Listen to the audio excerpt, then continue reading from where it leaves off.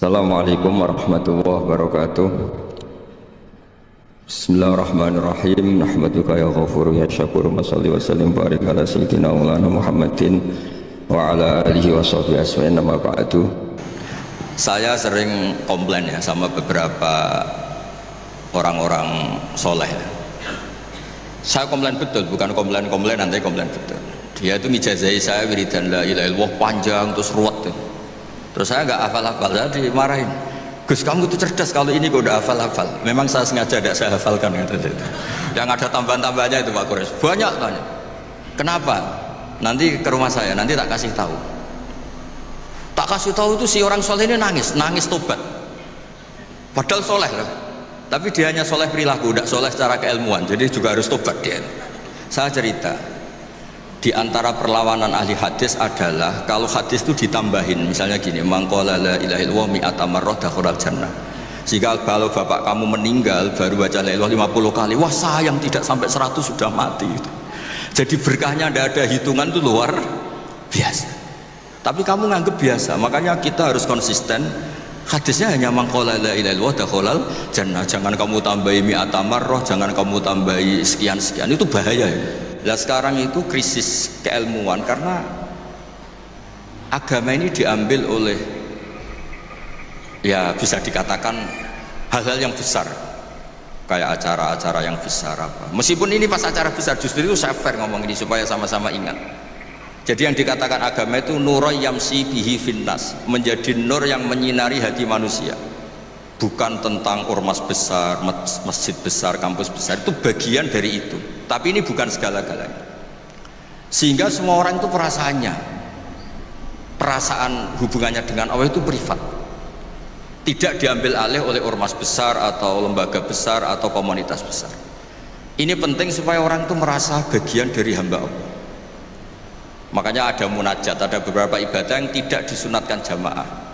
Ini kan unik, Islam itu mengharuskan jamaah, tapi ada ibadah-ibadah yang malah tidak disunatkan jamaah, sehingga orang hubungannya dengan Allah itu asal. Setelah itu punya kitab makalahnya Abdul Hasan Asyadili yang menjadi Thariqah Asyadili yang terkenal itu.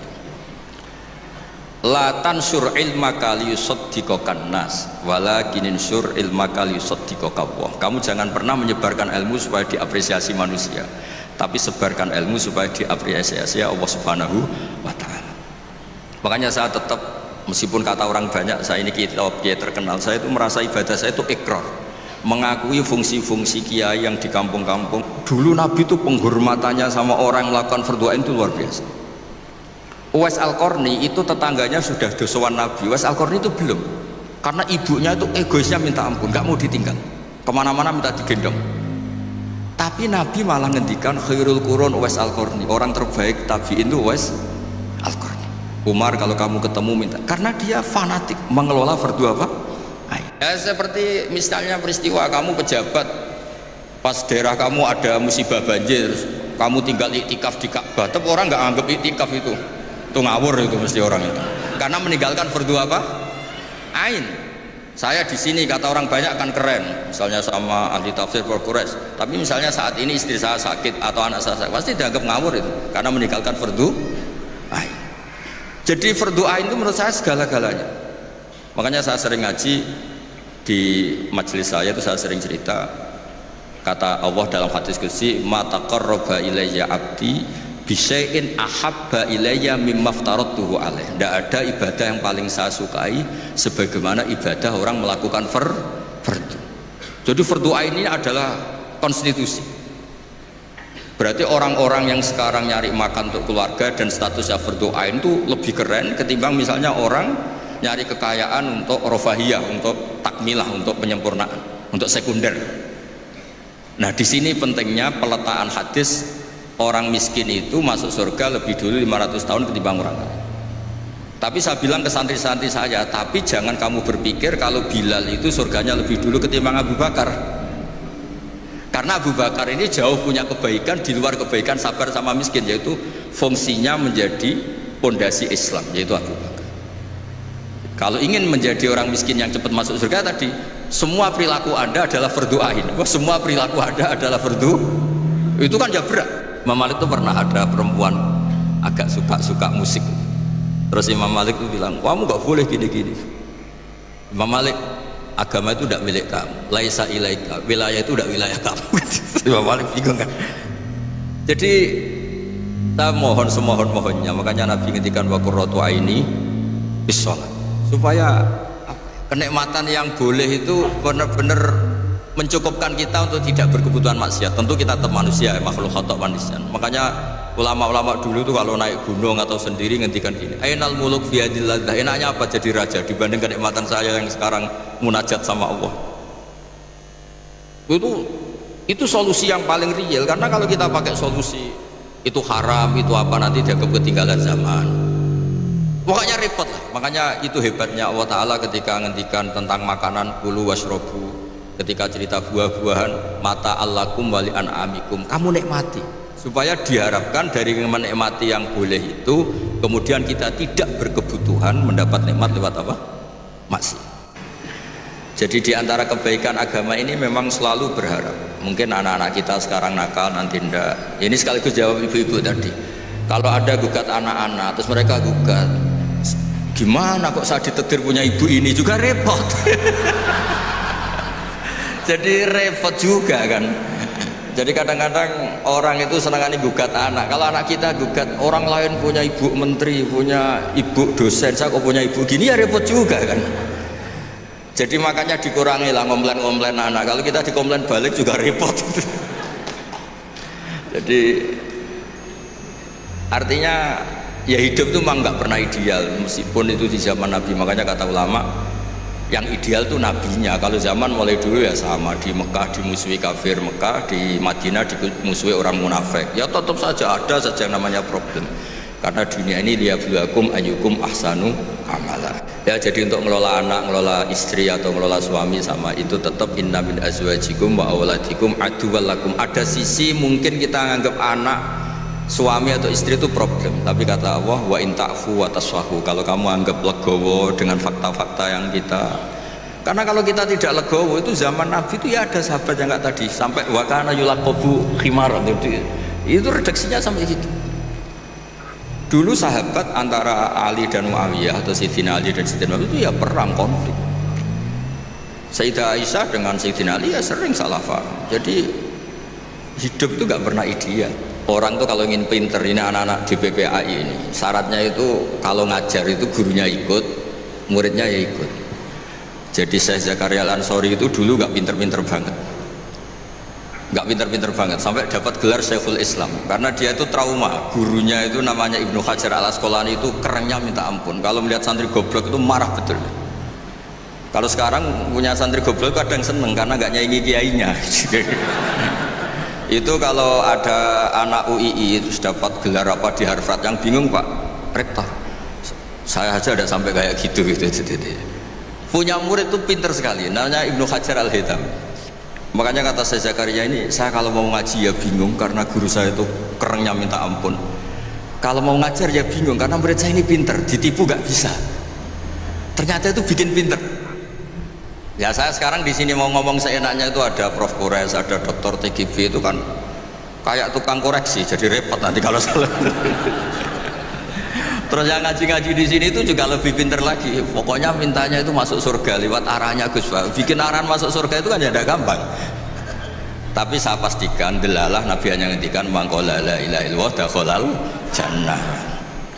Saya sering komplain ya sama beberapa orang-orang soleh. Saya komplain betul, bukan komplain nanti komplain betul. Dia itu ngijazahi saya wiridan la ilaha illallah panjang terus ruwet. Terus saya nggak hafal-hafal, saya dimarahin. Gus kamu itu cerdas, kalau ini kok udah hafal-hafal. Memang saya sengaja tidak saya hafalkan. Yang ada tambahan-tambahannya itu Pak Kores. Banyak tanya. Kenapa? Nanti ke rumah saya, nanti tak kasih tahu. Tak kasih tahu itu si orang soleh ini nangis tobat. Padahal soleh lah. Tapi dia hanya soleh perilaku, tidak soleh secara keilmuan. Jadi juga harus tobat dia. Saya cerita. Di antara perlawanan ahli hadis adalah kalau hadis itu ditambahin, misalnya gini, mangqala la ilaha illallah mi'ata marrah dakhalal jannah. Jika kalau bapak kamu meninggal baru baca la ilaha 50 kali, wah sayang tidak sampai 100 sudah mati. Jadi berkahnya tidak ada hitungan, itu luar biasa. Tapi kamu nganggep biasa, makanya kita harus konsisten. Hadisnya hanya mangkola la ilaha illallah dakhalal jannah. Jangan kamu tambahi mi'ata marrah, jangan kamu tambahi sekian-sekian, itu bahaya ya. Sehingga ketika ada hadis mangkana akhiru kalamihi la ilaha illallah, ditambahi akhir, orang yang akhir kalamnya la ilaha illallah dakhalal jannah, yang di akhir kata-katanya itu la ilaha illallah, perkataannya itu. Itu ada orang mau mati, sudah mengafatkan la ilaha illallah, tapi terakhir terus bilang, jangan lupa ya BPKB-nya ditebus. Itu anaknya susahnya itu minta ampun. Karena anaknya terus berpikir, Gus berarti akhiru kalami abi itu tidak la ilaha illallah tapi BPKB. Ini gimana ini? Saya sebagai kiai yang baik itu tak carikan referensi supaya yang BPKB ini yang masuk yang akhiru kalami. Ini cerita kebaikan saya di depan Pak Kores. Gak apa-apa cerita kebaikan, daripada gak diakui mendingan diceritakan supaya itu. Tak cari, itu riwayatnya Abi Dawud, dan beliau sendiri dalam menambahi akhiru kalami. Di riwayat yang lain itu gak ada akhiru kalami, cukup mangkola la ilaha illallah dakhalal jannah. Karena itu bikin keresahan, kata akhiru kalami itu bikin keresahan. Ada yang akhir kalamnya BPKB, sertifikat, ada yang akhir katanya nasib-nasib, apalah, pokoknya banyak yang tidak akhiru kalam. Sehingga keilmuan hadis itu harus dijaga. Makanya kata Imam Muslim, Sahihain itu Bukhari Muslim, beliau ngendikan lam naros sorihin akdaba fi syai'in akdaba minhum fil hadis. Saya tidak pernah melihat orang soleh berdusta kayak mereka berdusta ketika meriwayatkan hadis. Ini penting saya utarakan supaya orang itu gak gampang terjebak sama riwayat-riwayat gak jelas. Tafsir itu menjadi kacau itu gara-gara riwayat-riwayat yang tidak jelas. Maka ini ada Prof. Kures yang sangat-sangat menekuni tafsir. Jadi penting. Jadi mengkhidmati orang Islam itu dimulai dari cara pandang. Kenapa saya menjadi orang baik? Itu sederhana sebetulnya, karena mengakui hukum. Saya ini memang kalau diundang jarang mau, kecuali ada teror-teror tertentu. Karena merasa tua, merasa rektor, apalah yang bisa dipakai neror itu. Ya terserah. Yang penting bisa ada. Termasuk TGB, kemarin itu datang ke rumah saya, tapi saya sudah bilang pasti tidak ikhlas. Ternyata betul, undang saya. Terserahlah teror atau apa. Saya enggak, ini supaya kalian tahu ilmu itu penting, ilmu itu penting. Saya termasuk orang yang berkeyakinan, saya ini hebat kiai-kiai kampung, saya sering datang ke kiai-kiai, tapi pas gak acara, saya cilik kiai kampung. Saya dengan kamu tuh hebat kamu, kenapa? Saya ini ngajar tafsir kayak tafsir Munir, tafsir Tobari, itu udah fardu'ain. Kamu di kampung bikin madin, ngajarin aqaid khamsin itu fardu'ain. Ganjarannya orang yang melakukan fardu'ain itu lebih keren dibanding yang melakukan fardu kifayah. Jadi kamu lebih hebat dibanding saya. Dia tawadhu, tapi memang bisa saya gitu enggak, tetap lebih hebat. Ini penting supaya ada penghormatan kita pada kiai-kiai kampung, kan yang dilakukan itu selalu fardu'ain. Makanya saya tuh pernah suatu saat berpikir, kenapa ada hadis orang miskin tuh masuk surga lebih dulu 500 tahun ketimbang orang kaya. Dulu saya janggal. Ternyata kalau orang miskin itu komunitasnya itu utang beras, jadi urusan nyawa. Jadi sekali menolong temannya itu urusan nyawa, karena sesama miskin itu pinjemnya urusan nyawa, beras, minta anterin ke rumah sakit pas sekarat. Kalau orang kaya itu nganterin rumah sakit karena mau ke salon, penyakit kulit, kan nggak penting-penting gitu. Sehingga surganya agak lambat, karena yang dilakukan selalu tidak penting. Kalau orang miskin yang dilakukan selalu apa? Penting. Tapi masalahnya zaman akhir orang miskin banyak melakukan yang tidak penting, itu masalah. Itu masalah itu. Itu gak sesuai rencana Nabi. Tingginya Nabi itu kalau sudah miskin ya selalu apa? Penting. Ternyata banyak orang miskin yang perilakunya tidak penting. Karena saya pernah didatangin ibu-ibu itu miskin, itu tanya, Gus doain saya kaya. Suami saya itu nganggur. Saya bilang, kamu siap kalau suami kamu kaya? Nanti rumahnya gaji bagus, mobilnya bagus. Lama-lama yang dievaluasi Anda, rumah bagus, mobil bagus, kok istrinya begini. Terus dia cerita, udah Gus, gak jadi, miskin gak apa-apa. Jadi saya ini kan ya aneh-aneh, orang itu aneh-aneh. Pertama yang dievaluasi mobil, rumah diganti. Lama-lama Anda, suami kamu punya potongan gitu? Iya Gus, kayaknya iya. Sudah Gus, biarin miskin aja sampai mati. Ya alhamdulillah sampai sekarang miskin dan syukur karena berkatnya ilmu itu. Jadi saya mohon yang di forum-forum terhormat kayak ini juga mengapresiasi mungkin beberapa saudara kita di pedalaman Papua bikin jembatan darurat, di pedalaman Sumatera Aceh bikin apa yang memang mendesak, sehingga yang namanya fardu ain itu penting sekali. Saya punya riwayat dari kitab Ibnu Hajar al Asqalani tadi, gurunya Syekh Zakaria Al Ansori. Ketika nanti di mahsyar Dan secara lahir teks hadis, seorang ngaji secara lahir teks hadis tuh Allah itu nimbalin Rasulullah Muhammad dan Jibril, berarti tiga, Allah, Jibril sama Rasulullah Muhammad. Terus nabi-nabi datang dan dalam jumlah yang istilahnya itu makom sayyah bitul awalun wal akhirun, satu makom yang semua orang itu ingin, semua orang kena hisab, kena evaluasi. Nabi-nabi ini dekat sama Allah. Itu pertama yang dikatakan oleh Nabi matur ke Allah itu, ay rabbi ibaduka abaduka fi atrofil ardi, yang menyembah jenengan, yang mengesahkan jenengan tidak hanya kita, orang-orang di pelosok, di pedalaman, semuanya mengesahkan jenengan, semua mentahlilkan jenengan, semua mentasbihkan jenengan, tidak yang sekedar di forum-forum kayak gini. Terus Allah bilang iya. Nah sekarang itu krisis keilmuan karena agama ini diambil oleh, ya bisa dikatakan hal-hal yang besar, kayak acara-acara yang besar apa. Meskipun ini pas acara besar, justru itu saya fair ngomong ini supaya sama-sama ingat. Jadi yang dikatakan agama itu nurul yamsi bihi finnas, menjadi nur yang menyinari hati manusia. Bukan tentang ormas besar, masjid besar, kampus besar, itu bagian dari itu. Tapi ini bukan segala-galanya. Sehingga semua orang itu perasaan hubungannya dengan Allah itu privat, tidak diambil alih oleh ormas besar atau lembaga besar atau komunitas besar. Ini penting supaya orang itu merasa bagian dari hamba Allah.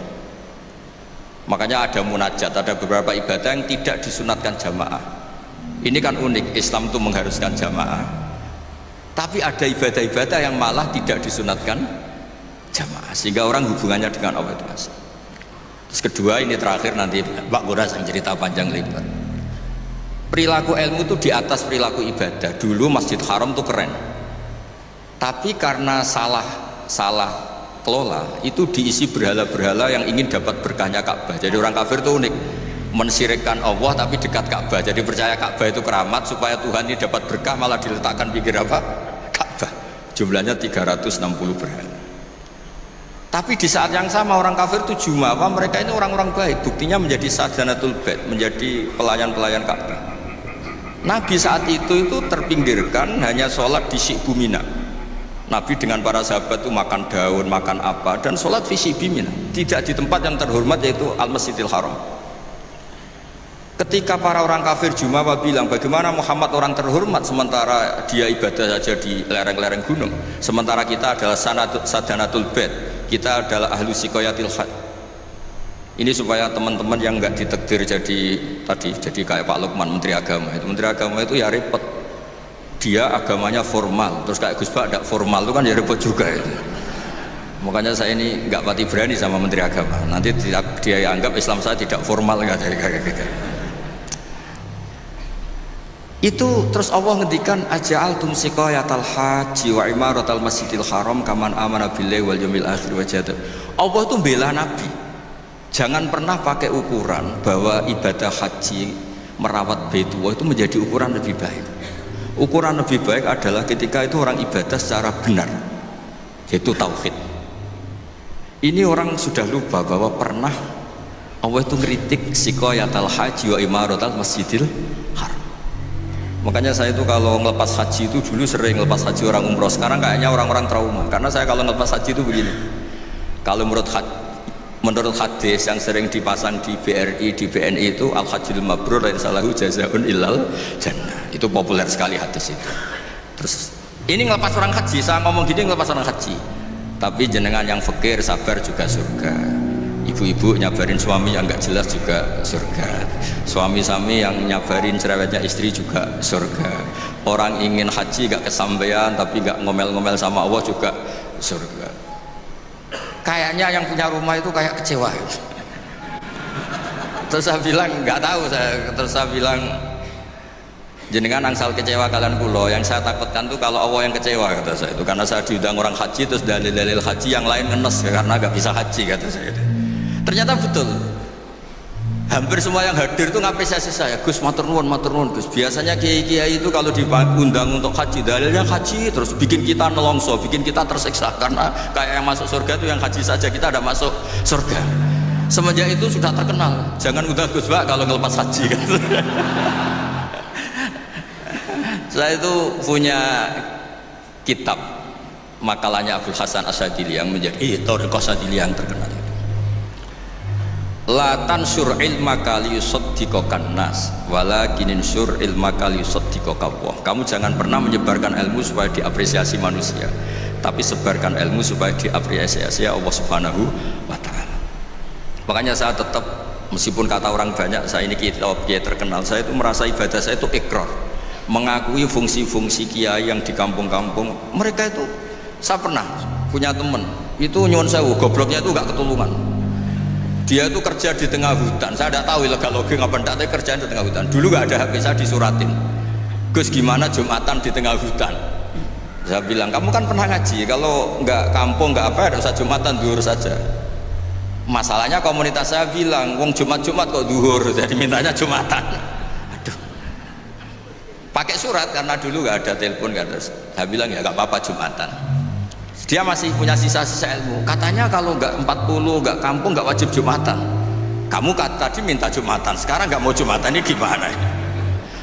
Wes togo saya ini kan terkenal bodoh, jadi itu kewajiban orang alim mikir tuh, gak kewajiban orang bodoh mikir itu. Karena dia korban teori bodoh itu penting, kata dia. Nanti kalau ditanya mungkar nakir itu salah, orang bodoh kok ditanya, kata. Jadi memang agak direncanakan itu. Jadi ya bodoh pinter akhirnya dia.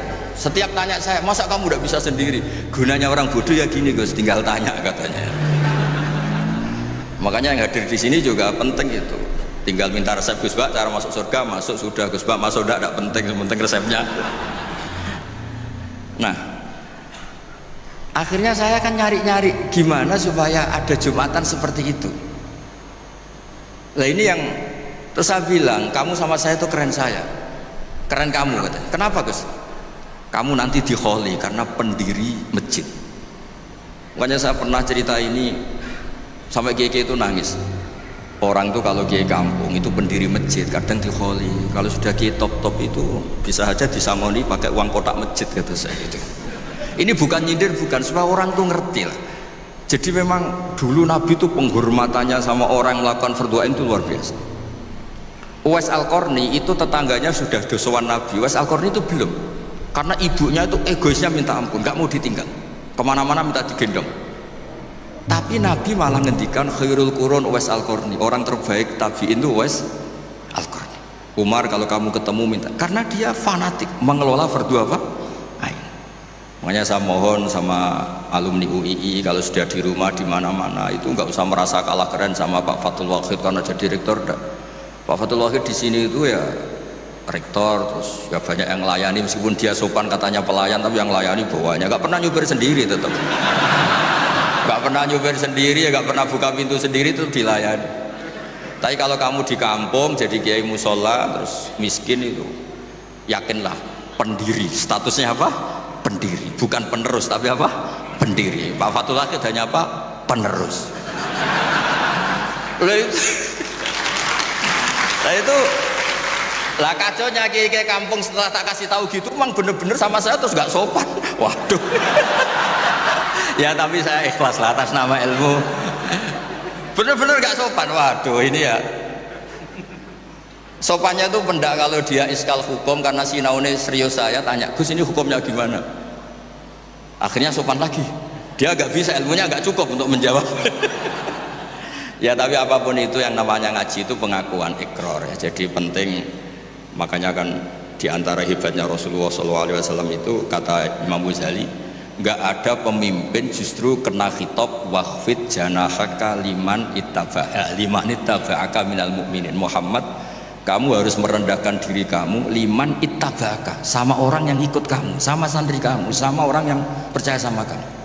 Kayak apa Allah mendidik kekasihnya. Jadi yang disuruh sopan malah nabinya. Jadi kalau andekan di era modern Pak Fathul Wahid yang sopan sama mahasiswa itu yang penopang kampus. Kayak apa? Makanya kata Imam Ghazali, andekan mental ta'azzus atau takabur, andekan keangkuhan itu hal yang baik, lama amarallahu ta'ala habibahu biqauli ta'ala wakhfid janahaka liman ittaba'aka minal mu'minin. Nah tentang visi ya, visi itu gampangnya tadi, agama ini kan menentukan halal haram. Zaman apapun, teknologi apapun, mesti pertanyaannya ini kalau baik ya halal, kalau buruk ya haram. Misalnya ada teknologi yang orang bisa ke Mekah 2 detik atau 2 menit. Orang tetap pertanyaannya saat itu ibu kamu sekarat apa enggak, anak kamu sakit apa enggak, punya kewajiban fardhu ain apa enggak. Kalau punya fardhu ain kamu tinggal pasti orang nganggap masalah, ya kan? Apapun kayak kamu, teknologi mutakhir kayak apa, ya seperti misalnya peristiwa kamu pejabat pas daerah kamu ada musibah banjir, kamu tinggal iktikaf di Ka'bah, tapi orang nggak anggap iktikaf itu ngawur, itu mesti orang itu karena meninggalkan fardhu apa? Ain. Saya di sini kata orang banyak kan keren, misalnya sama ahli tafsir Quraisy, tapi misalnya saat ini istri saya sakit atau anak saya sakit, pasti dianggap ngawur itu karena meninggalkan fardhu ain. Jadi fardhu ain itu menurut saya segala-galanya. Makanya saya sering ngaji di majelis saya itu, saya sering cerita kata Allah dalam hadis qudsi, ma taqarraba ilayya abdi bisyai'in ahabba ilayya mimma aftaradtuhu alaih. Tidak ada ibadah yang paling saya sukai sebagaimana ibadah orang melakukan fardhu. Jadi fardhu ain ini adalah konstitusi. Berarti orang-orang yang sekarang nyari makan untuk keluarga dan statusnya fardhu ain itu lebih keren ketimbang misalnya orang nyari kekayaan untuk rofahiyah, untuk takmilah, untuk penyempurnaan, untuk sekunder. Nah di sini pentingnya peletaan hadis, orang miskin itu masuk surga lebih dulu 500 tahun ketimbang orang kaya. Tapi saya bilang ke santri-santri saya, tapi jangan kamu berpikir kalau Bilal itu surganya lebih dulu ketimbang Abu Bakar, karena Abu Bakar ini jauh punya kebaikan di luar kebaikan sabar sama miskin, yaitu fungsinya menjadi pondasi Islam, yaitu Abu Bakar. Kalau ingin menjadi orang miskin yang cepat masuk surga tadi, semua perilaku Anda adalah fardhu ain. Wah, semua perilaku Anda adalah fardhu, itu kan ya berat. Ya jadi saya mohon masalah teknologi, masalah apa, yakinlah sama Islam, pasti hukum tertingginya itu kalau maslahat ya baik, kalau madarat ya haram. Sehingga kamu nggak usah, misalnya ada orang pakar bom, bisa punya bom yang 1 kali ledakan bisa menghancurkan dunia, ya hukumnya itu ifsad. Kalau ifsad itu haram, kalau haram ya ada prestasi, kan gampang, kan nggak perlu ribet-ribet. Bapak saya itu sering ngajarkan kalau ada hal-hal yang mubah, yang enggak maksiat, kok kamu senang itu nikmati betul. Karena orang itu sampai cari kesenangan lewat maksiat itu karena enggak bisa nikmati sesuatu yang dibolehkan Allah. Jadi penting menikmati yang dibolehkan Allah itu penting. Saya dulu itu ya janggal melihat bapak, apalagi Mbah Mun guru saya itu sering guyon, sering ceria, kadang semalaman tuh gejol-gejolkan sama teman-temannya. Terus beliau cerita, banyak orang yang malam ini berjuang untuk tidak dugem, tidak maksiat. Itu kalau berjuang sendiri berat. Kalau asik jagongan, makan-makan, masak-masak, itu terus asik. Sebab itu diantara konsep Quran itu kul bifadlillah wa birahmati fabidzalika falyafrahu. Orang itu harus asik dengan hal-hal yang dibolehkan Allah. Itu sebabnya saya menyaksikan sendiri guru-guru saya, bapak saya, Abi Quraisy, semuanya orang-orang yang ceria. Karena bisa ceria dengan hal yang enggak maksiat itu luar biasa, apresiasi Allah Ta'ala itu luar biasa. Sampai Imam Ka'bi dalam usul fikih ngendikan, mubah dikatakan mubah itu keliru katanya. Mubah itu wajib. Karena itsma min mubahin illa wa yatahaqqaqu bihi tarku haramimma.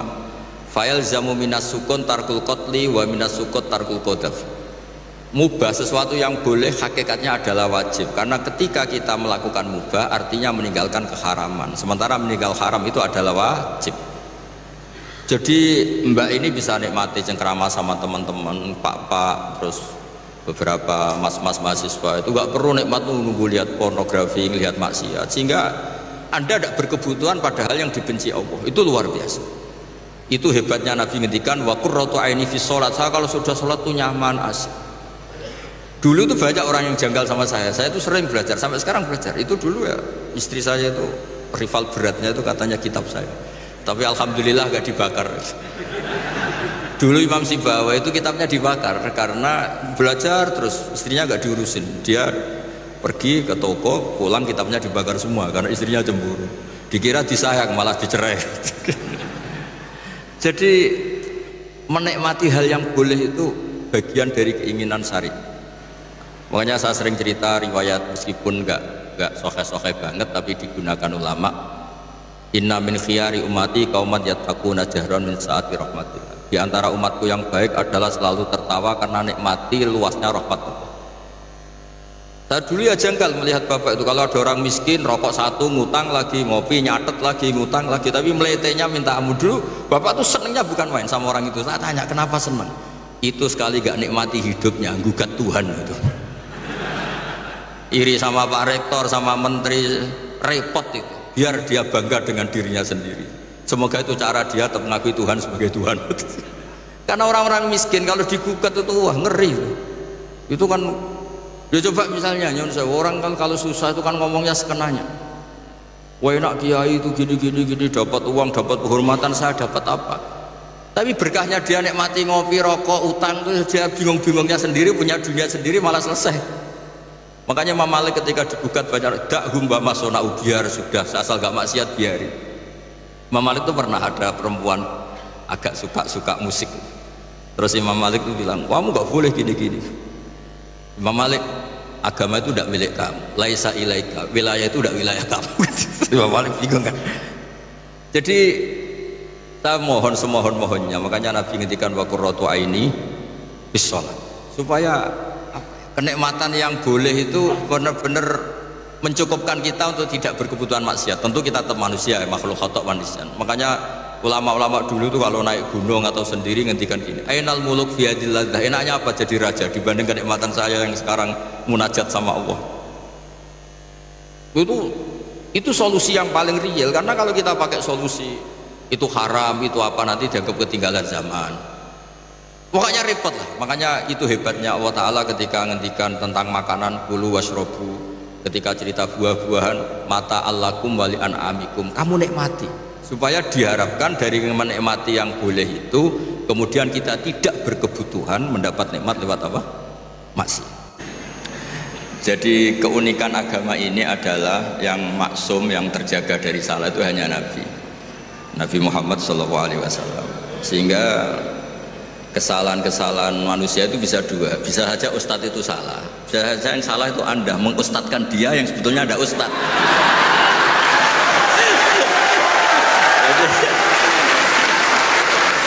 Mengustadkan orang yang sebetulnya tidak ustad. Jadi kalau Pak Kures gak sampai hati karena Anda orang Sulawesi.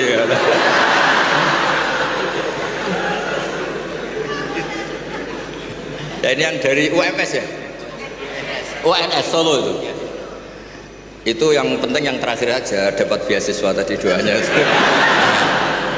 Begini ya, saya memang sering kalau boleh dibahasakan dalam fikih itu fatwa, nggak penting taat banget sepenting tidak maksiat. Itu tuh mudah, penting tidak maksiat. Sesuatu itu bisa sangat akademik, sangat keilmuan. Misalnya kita bilang racun itu membunuh, itu yang mengatakan itu sudah memenuhi kewajibannya mengingatkan kalau racun itu membunuh. Ketika ada orang yang tetap minum racun itu bukan kesalahan yang mengingatkan, kesalahan yang tetap minum racun. Dan kenapa menjadi mudah? Karena untuk memenuhi kebutuhan haus itu nggak perlu racun, sehingga mudah. Maksiat juga sama, saya sering bilang, bapak saya itu nasihat paling sering itu kalau ada hiburan mubah, hiburan yang dibolehkan Allah kok kamu seneng tuh nikmati. Makanya itu sirinya kiai-kiai itu suka gojlok-gojlokan, suka guyon, suka ngomong yang nggak penting. Itu sebetulnya perlawanan dirinya, mungkin ya tetap namanya manusia ingin maksiat, tapi ternyata untuk ceria, untuk seneng itu tidak sampai seperti itu. Pernah ada kiai itu nggak pernah tahajud, nggak pernah witir, tapi tiap malam tuh guyon. Suatu saat ada yang tanya, kenapa engkau kiai sering guyon? Dia bilang, saya ini termasuk jenis yang agak-agak hiper gitu. Jadi untuk melupakan itu harus guyon terus itu. Jadi yang penting itu nggak maksiat, itu memang penting. Nah nanti kalau makom itu dinaikkan lagi, wa qurratu aini fi sholat, memang hiburannya itu sholat. Makanya Nabi itu, Aisyah itu cantik, Sayyidah Aisyah itu cantik, dan kalau tidur itu sengaja ditelentang di depan Nabi. Perlu dicatat, Aisyah itu perawan dan cantik, itu Nabi tetap sholat. Kenangannya Sayyidah Aisyah, kalau sujud kaki saya tak tekuk, tapi kalau beliau berdiri tak sonjorkan lagi, tetap saja sholat. Malah beliau pamit, dari ini ata'abbadu li rabbi, saya pamit ya maklumi, saya ini baru asik dengan Allah. Ini pasti hadirin nggak terima semua, wah itu nggak bisa, Gus, berat itu. kalau menurut saya Anda lebih bisa karena istri kamu pasti nggak mau. Jadi nggak mau. Itu pernah ada hadis, ini betul, ini hadis sahih. Suatu saat Nabi itu sudah sholat di majelis, sudah mau takbir, ingat belum mandi junub. Ini kan kulil haqqo ya.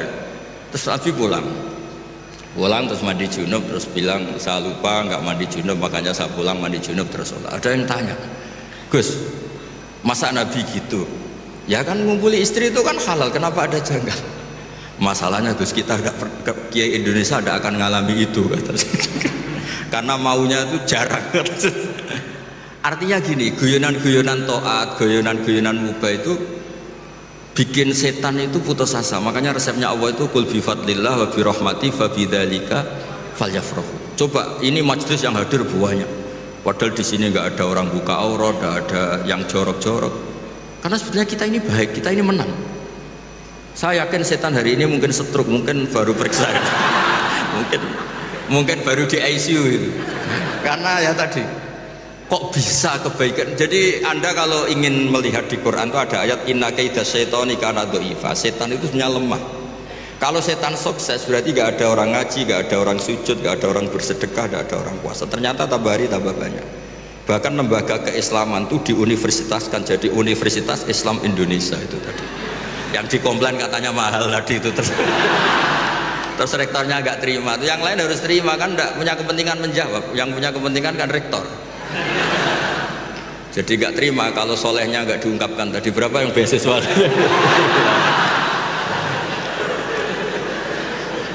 Saya punya riwayat hadis, Abi Quraisy pasti tahu. Ada kata-kata gini di beberapa kitab-kitab hadis, tapi model kitab hadis yang model wali. Karangannya Abu Nu'aim al-Asfihani. Hadis itu kan ada Bukhari, Muslim, ada hadis yang tiba kayak Abu Nu'aim, termasuk muhaddis besar. Laisa syai'un asyadda ala iblis wa junudihi minasyayatin wala aktsara li bukaihim min ayyara musliman sajidan. Tidak ada sesuatu yang bikin iblis itu nangis, bikin iblis itu susah dibanding atau daripada melihat orang-orang Islam itu bersujud. Jadi sebetulnya kekalahan iblis itu berkali-kali. Orang masih ingin memahami Quran, termasuk yang dari Sulawesi tadi, orang ingin masih punya kiai yang baik, tidak misoh-misoh. Ya harus dimulai dari memilih kiai yang baik. Kita ini kan wong salah pilih kok marah-marah sendiri, ini gimana? Ini kan repot itu. Makanya kalau istri Anda sering marah-marah itu yang salah istrinya apa pilihan Anda coba?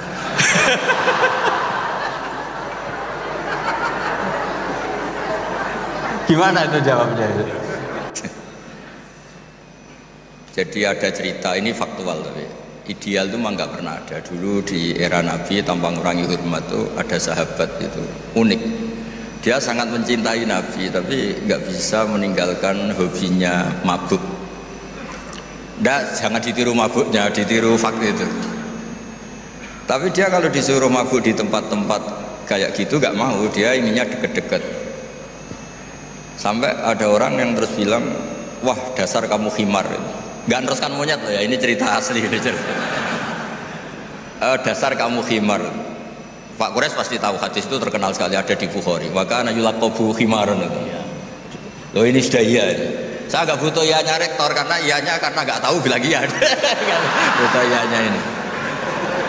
Jadi ini nambah pahalanya Pak Rektor, saya gojlok itu bukan ngurangi pahala saya, nambah pahalanya Pak Rektor. Dan pahala saya dikurangi masih cukup lah, masih banyak.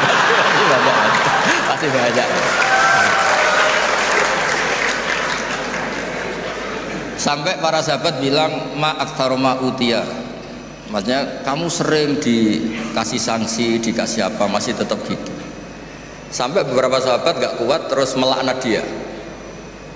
Terus Nabi ngendikan la tal'anuhu fa inni wallah la ara illa annahu ahabba wa rasulullah. Ada yang riwayat illa annahu yuhibbu wa rasulullah. Saya kecewa tapi jangan kamu laknati, saya masih melihat dia mencintai Allah dan Rasul.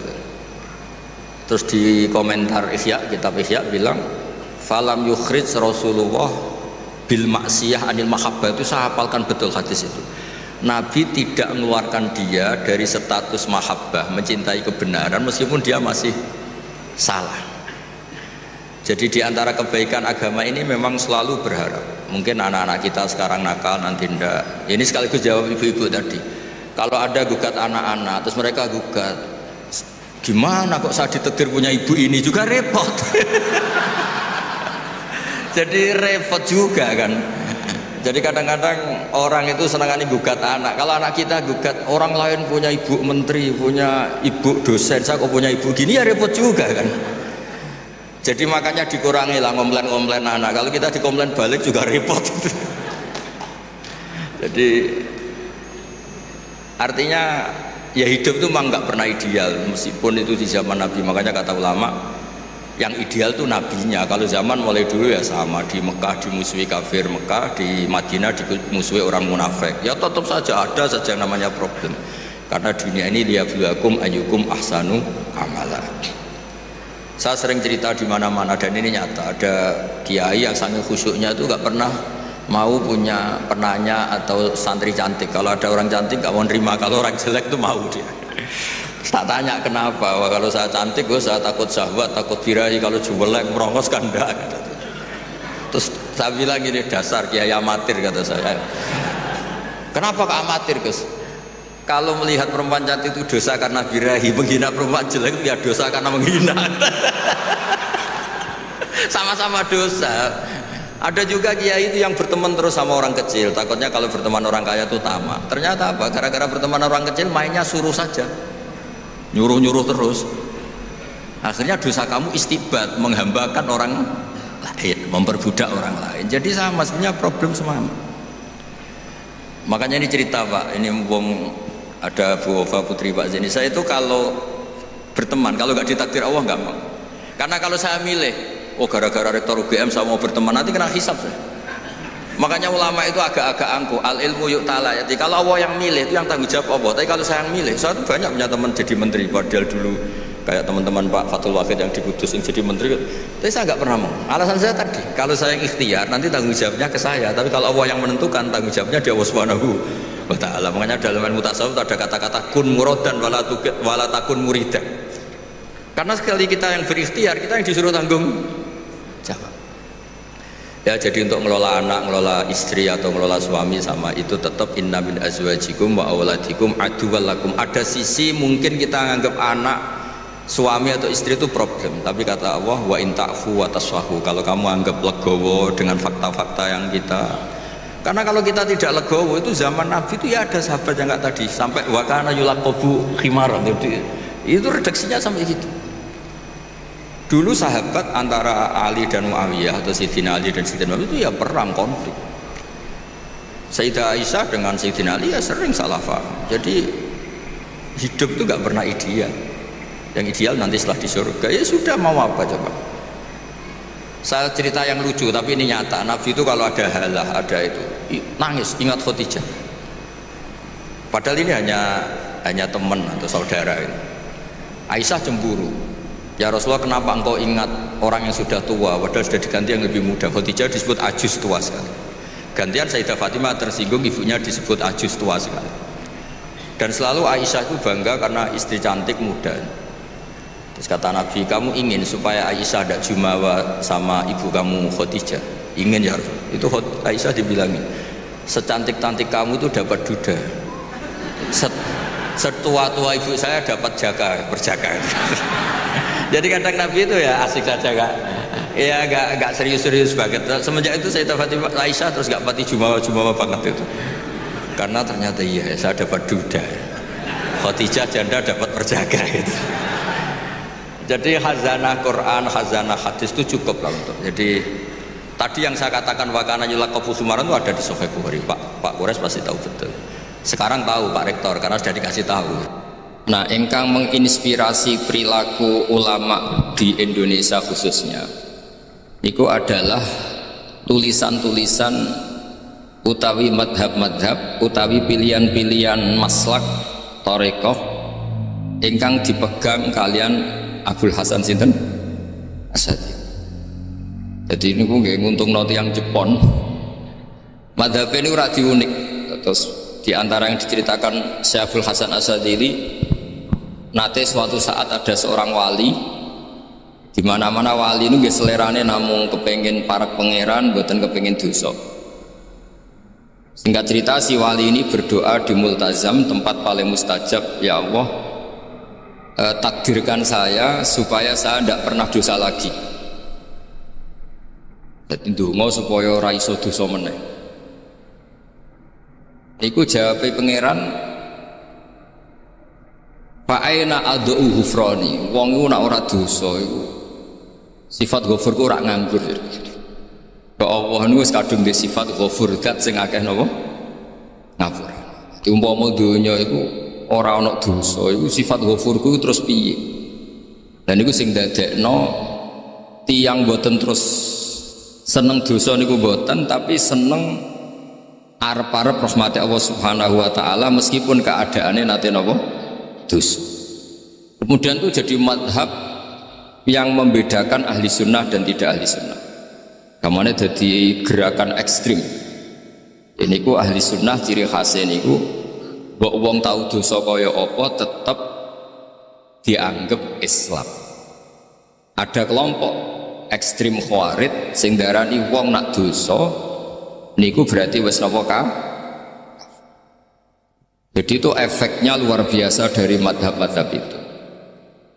Lalu kenapa madhab Abul Hasan Asyadzili yang kita pilih? Karena kalau orang Islam kamu kafirkan, niku mboten ketemu, cara akal niku mboten ketemu. Nggih cara berpikir kita, masyhur Abul Hasan Asyadzili ngendikan, wong iku nak kafir mulai cilik nganti 70 tahun. Kula baleni malih, tiyang kafir cilik ngantos 70 tahun. Itu kan menjadi mukmin itu hanya dengan melafadzkan apa? Syahadat la ilaha illallah Muhammadur Rasulullah. Niku hadhil kalimah, kalimah satu ini. Kalimah syahadah niku saged ngilangi kekafiran 70 tahun. Artinya kalimat ini adalah kalimatun dakhala fihal kafiru al-islam atau kalimatun sara bihal kafiru musliman. Jadi ngaji rileks, ini tanamkan di hati. Ini adalah kalimat yang orang kafir saja menjadi muslim, hanya sekali dilafadzkan. Masa lalu dengan kalimat yang sama tiang muslim menjadi kafir. Nah, itu membuatkan ketemu akal. Makanya madhab takfiri, madhab gampang mengkafirkan orang itu jelas madhab yang enggak ada rujukannya sama sekali, enggak ada pegangan ilmiahnya sama sekali. Wong kafir wae jadi Islam, mosok wong Islam jadi kafir. Mau perkara tahlilan ning kuburan. Gara-gara tahlilannya nyekel patok dianggap napa? Mergo dianggap jaluk napa? Jaluk bae, jaluk. Lane dawuh Said Muhammad masyhur itu diterjemah di seluruh bahasa di dunia. Wong-wong sing ngafirno iku mbok yo sekali-kali nginceng iku ngrungokno. Lho kula nu sampean tahlil iku yo ora seneng. Kadang sing tahlil yo rada kurang ajar. Kula niku ing ben nak mati, nak sing tahlil nang Jepun niku ora seneng. Mergo yo rada sombong ya wong tahlil iku ya kadang rada sombong. Misale ngaten, kula kiyaine jenengan. Dongane ngene, ya Allah, ini guru saya. In kana musinan fazid fi ihsani. Kalau dia baik, itu ya tambahlah kebaikannya. Mosok murid muni gurune baik itu kalau itu itu kan ngenyek uang. Ini soleh-soleh permanen dianggap napa? Jadi dongane itu ngeper, in kana musinan fazid fi ihsani. Wa ingkana musian fatajawaz anhu. Misalnya kalau dia orang buruk, kalau beliau orang buruk yang kau maafkan. Maka orang-orang di luar sana yang mengatakan andaikan tahlil itu baik pasti dilakukan sahabat, itu logika yang keliru. Sahabat gak mungkin kan nahlili Kanjeng Nabi ngendikan ingkana musinan. Sido kafir ngoten nggih mboten.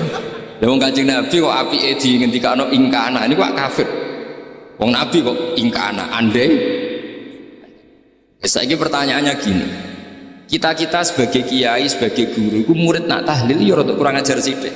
Wong gurune kok diomongno ingkana musinan sampai ingkana musian. Nah pertanyaannya gini, lepas dari kayak rada kurang ajar lah, dalam tahlil itu rada kurang ajar karena nyebut guru ora qad kana musinan tapi ingkana musinan. Maksudnya kalau sampai sebagai murid kan mendapat qad kana musinan, guru saya benar-benar orang baik, bukan ingkana andekan orang kaya. Tapi ada satu kepastian bahwa ini tidak minta sama mayit. Jadi tujuan kalau kita minta mayit itu salah sama sekali. Wong kita datang ke kuburan malah memintakan ampunan untuk mayit. Kok iso darani njaluk iku piye? Ya mergo mau didelok kok adoh, ketoke ngatong ya berarti njaluk. Lah ya wong fatwa kok mau berdasar inceng-incengan kok adoh niku ora jelas ya fatwa. Paham gitu. Terus jenengan kudu yakin, enul yakin bahwa mazhab kita itu yang benar bahwa tahlilan di kuburan tidak kafir karena tidak minta ke mayit, malah memintakan untuk mayit atau memintakan ampunan untuk mayit. Cuma redaksi sing rontok-rontok ngoten niku dikurangi. Nah kangge guru niku nggih dikurangi lah, dikurangi. Ya Allah, jenengan Maha Pengampun, kula suwun guru kula jenengan ampuni. Jadi ampun ngangge donga sing teng salat mayit. Nah sholat mayit itu kan memang ada sanatnya, memang semua bentuknya seperti itu. Tapi nak kuburan, kalau betul nanti itu ngotong bangun ngoten. Ya Allah, ini guru saya, Engkau anugerahkan beberapa ilmu, beberapa amal yang manfaat untuk orang banyak. Kalau suwun jenengan dat sing Maha Pengampun, jenengan ampuni. Dan betul ngangge ingkana itu. Angen-angen muga aku jadi kiai ini tersinggung. Murid orang ajar, masuk darani gurune apik iku andekan. Ya tapi berhubung ra paham ya alhamdulillah ya Dok. Tahlil yang Wali Songo ya banter-banter nganggo mik. Lah sing kene paham ya rada risi. Piye? Wali Songo darani ingkana iku piye wah. Dadi niku mareni iki mulane kula suwun tak tahlil nyewa kiai sing alim ben rada bener, rada bener. Tapi ampun nyewa kula mboten purun. Kalau nu gak ada pondok, jadi saya masyhur susah diundang orang kecuali yang ada hubungan guru, hubungan sarang. Karena beliau lama sekali ngajar di MGS, beliau Gus Maksum itu lama ngajar di MGS. Jadi saya itu hanya datang di orang-orang yang pernah khidmah di sarang, terus yang pernah keluarga sepuh. Saya datang ke Jakarta ke Pak Quraisy Shihab itu ya karena Pak Quraisy itu lama sekali bikin diskusi tafsir. Akhirnya saya termasuk pengajar di pondok. Jadi faktornya ya hanya karena itu, bukan yang lain. Terus kalau suwun jenengan kedah yakin kalau faham takfiri yang memudahkan mengkafirkan orang lain itu faham yang salah, karena itu bahaya. Terus bahaya kedua secara fikih. Secara fikih itu nanti repot. Kalau nanti di salah satu seminar itu sudah mau zuhur, ketemu satu narasumber yang gampang mengkafirkan orang, itu separuh masjid kebetulan mereka banyak bisa ngaji itu terus gak sholat zuhur, tanya sama mereka, lu kok gak sholat zuhur ini sudah masuk waktu, kan sholat hanya wajib untuk orang muslim, kita akan kafir. Ya karena dikafirkan tadi kan, kalau kita akan dikafirkan. Akhirnya gak kafir, sholatnya. Efek dari mazhab itu panjang. Kalau betul faham mereka itu betul, berarti yang sudah kafir, orang kafir itu wajib sholat enggak kan? Itu malah panjang kan, karena terus menjadikan orang Islam tidak sholat. Nanti ke masjid tidak boleh, orang kafir nggak boleh masuk masjid. Itu efek fikihnya panjang. Jadi kalau suwon mazhab Abil Hasan Asyadzili itu dipegang. Nah itu madhab beliau itu implementasinya di teng kitab Hikam. Karena Hikam itu putu murid yang paling bisa mengimplementasikan, menjelaskan cara pandang madhab Abul Hasan Asyadzili sing dados thariqah Syadziliyah. Terus ketiga, itu cara pandang itu detail itu jelimet. Mesti sampean ora kepikiran. Misalnya begini. Ketika ada orang salah jenengan marah, itu sebenarnya karena salahnya apa karena hal yang lain? Normalnya orang itu berpikir karena salahnya, itu keliru cara Hasan Asyadzili. Pasti kamu marah itu karena ada hal lain. Misalnya kita pembantu, elek, kritik, mecahno gelas, mesti langsung gua ngamuk. Alasannya mecahno, tapi ini asing mecahno wong ayu, gue iso ngamuk. Gue iso ngamuk wong ayu. Mecahno gelas lah, kok gelas lemari, rasa gelas. Sama, kamu janjian sama orang, wongnya nyulayani janji, mesti mbok maki-maki. Katanya jam 10 kok udah datang gini-gini. Nah, tapi kalau yang terlambat itu wong sing ngutangi kowe iso ngamuk orang sing ngutangi kowe. Atau sing terlambat itu komandannya, atasan kamu. Atau kiainya. Artinya gini, ketika kamu marah atas nama terlambat itu sebetulnya karena terlambat atau karena hal lain. Nah, maksiat juga gitu. Cara pikirannya Abdul Hasan Asadili, ketika kowe roh misalnya cawe itu maco naik apa lah ninja tau, mesti kowe darani wah semput suwuk. Tapi nak dikandani, niku putune jenengan. Mesti langsung ya Allah jenengan sepunten. Jadi sebenarnya kita kebencian sama orang lain itu karena kebetulan itu tidak keluarga kita. Coba kalau itu keluarga, pasti kita mikir ulang. Kowe gedeng wong ra salat. Mesti sebabnya dua, satu tidak sholat, dua kebetulan itu tidak anak kamu. Kalau itu anak kamu pasti istighfar berhari-hari untuk dimaafkan Allah, bukan maksud no. Tapi kalau orang lain gue, pertanyaannya sebetulnya kamu benci itu karena tidak sholatnya, apa karena plus dia tidak anak kamu? Nah itu pikirannya Abdul Hasan apa? Gue ngamuk itu gelas pecah, itu perkara itu pecah gelas, apa plus yang pecah no elek? Nah itu pecundang kita, itu cara pikiran Abdul Hasan. Kita ini pecundang itu nggak fair, apa? Betul fair. Nah itu terus beliau diantaranya punya cerita Nabi Ibrahim itu pernah diangkat ke Allah di alam malakut. Di alam malakut kemudian ini ada di kitab Hikam juz 2 halaman 4 yang di bab ini yang saya baca. Ini cerita terakhir nih, bantu pun sampai tak ngaji suwi-suwi ra mesti paham, aduk sediluk. Nak sediluk kan dia alasan, kenapa ora paham? Salah Gus Pak mulangi sediluk. Lah nak suwi sampean ra paham malah ribet kan? Diulang suwi ra paham goblok tenan berarti kan gitu. Nah ini untuk menjaga harkat dan martabat niku ngajine sediluk mawon dan takoki malaikat. Kenapa ora paham? Salah Gus Pak ngajine sediluk. Jadi duwe napa? Alibi lah gak ada napa? Pembelaan. Nabi Ibrahim itu diangkat di alam malakut karena beliau seorang nabi melihat orang maksiat, ditanya sama Allah, ya Allah itu orang-orang maksiat itu makan dari rizkimu, menempati bumimu dan semua fasilitas engkau bikin. Lalu menurut kamu gimana Ibrahim? Ya bunuh saja, matikan saja. Sama Allah dituruti. Melihat lagi ada maksiat yang berbeda, selalu Nabi Ibrahim usul itu dimatikan. Jadi Ibrahim pernah jadi garis keras lah kira-kira, keras sekali. Lalu suatu saat Nabi Ibrahim itu disuruh nyembelih Ismail. Disuruh nyembelih apa? Ismail. Baru disuruh nyembelih Ismail, Nabi Ibrahim tanya, ini anak saya ya Allah, ini samratu fuadi, ini buah hati saya, kenapa engkau nyuruh menyembelih? Sejarah ngetikane pangeran, apa kamu tidak ingat ketika tak angkat di alam malakut beberapa hambaku kamu usul supaya tak bunuh? Cara Jawa ini, cara Jepang ini kira rasanya dadi aku itu pengiran sing gawe aku enak wae usul-usul kon mateni jare. Saiki gentenan, saiki anakmu sembelih. Rumang sama udah di pengiran gak sayang mbek kau. Kowe tak dadekno nabi ku kon dakwah ora kon mateni. Nabi Ibrahim nangis. Nah inilah perbandingan bagi kita. Sebenarnya saat kita benci maksiat itu sebetulnya di hati kita itu tidak hanya maksiat, kita ada dak fairnya, plus itu dak orang yang terkait dengan kita.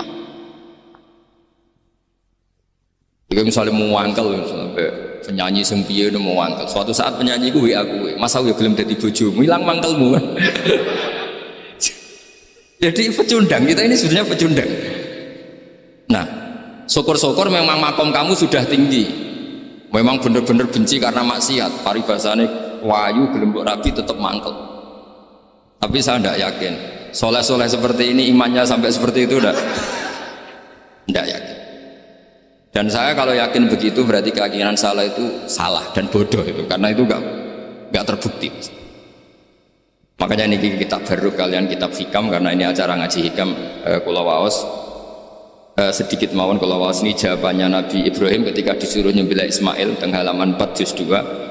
Allahumma hadza waladi wa samratu fuadi wa ahabbun nasi ilayya Fasami aku ilan yakul amatat kurul laylah allati sa'alta fiha ihlaka abdi awama ta'lamu anni rohimun bi'ibadi kama anta syakikun biwaladik. Jadi Ibrahim, anak kamu sembelih. Kata Ibrahim, ini nggak mungkin Gusti, ini buah hati saya, kenapa engkau minta ini tak sembelih? Apa kamu tidak ingat pernah mengusulkan saya menghabisi sekian hamba saya? Kalau kamu bisa sayang anak kamu, saya juga sayang hamba-hamba kue, enak we. Mikir. Jadi makanya kalau suwon kita ini hidup harus insaf. Nak kira dia duit, iku yo mangkal tenan loro tenan. Terus bojomu mbok kon sabar pas kowe ra ngekeki duit, iku yo ora fair. Wis ben-ben ngamuk. Satu kelihatan cerdas. Memang kondisi nggak punya uang itu harus ditanggapi dengan marah. Masa diapresiasi. Pinter mas kowe saiki dadi wong zuhud.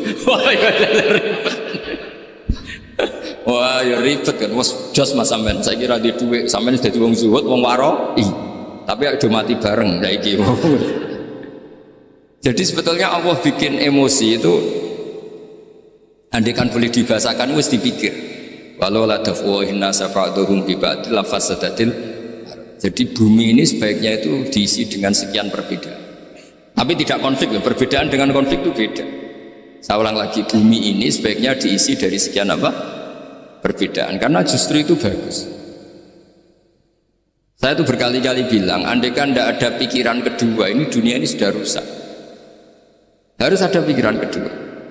Misalnya ono wong kok terlalu apik mbek kanca, mesti bojone sampet, wong gak men ngopi mbek kancane ra tau ngapi mbek bojone. Tapi kalau ngopi mbek bojone terus, mesti kancane sing sampet. Wah, jok rabi lali kanca. Ribet. Manusa itu ribet.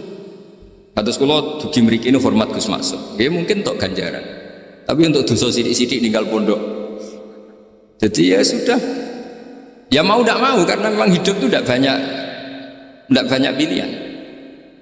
Ada orang sering ibadah di masjid, sholat, itu ya bagus. Tapi dia pasti tidak baik dalam sistem sosial. Umpama wong soleh kabeh ning masjid, itu dunia akeh sing mati. Karena tidak ada tim SAR paling murah. Loh iya kan, wong kecelakaan itu penolong pertama itu orang yang di masjid apa sing tukangnya dalan-dalan. Artinya sing nang masjid iktikaf mesti ra duwe ganjaran nulung wong kecelakaan. Artinya ada kebaikan yang pasti nggak bisa dilakukan orang yang sedang di masjid. Andikan yang di jalan tuh orang-orang soleh itu wah dunia sebaldatun thayyibatu wa rabbun ghafur. Loh ya betul, Nabi pernah ditanya sahabat, ya Rasulullah kita ini senengane ngegeng di jalan. Kata Nabi, ya sudah gak apa-apa, asal atu torek haqqoha, ya kamu memberi haknya jalan. Apa itu? Amar ma'ruf nahi mungkar. Maksudnya nahi mungkar gini, misalnya di bus itu ada orang soleh mayoritas, itu sing nyopet ya wedi, mergo mesti ditabuki wong akeh. Kalau yang di perapatan wong soleh kabeh, sing beda itu ya isin, mergo sing perapatan wong soleh kabeh. Masalah ini ra soleh kabeh, kemari ribet kan gak soleh kabeh. Jadi sebetulnya Indonesia itu aman kalau yang di jalan itu soleh semua, karena perempuan lewat gak diganggu, ada copet gak berani, semuanya aman. Maka di Islam itu menyebut kebaikan itu jumlahnya banyak sekali. Tidak bisa kamu wah hebat-hebat wong sing nang masjid terus, tidak bisa seperti itu. Andai kan semua orang di masjid, nah ono kecelakaan pertama yang nolong siapa? Nah ono wong goleki alamat tuh takok sapa kabeh ning jero masjid. Ribet kan?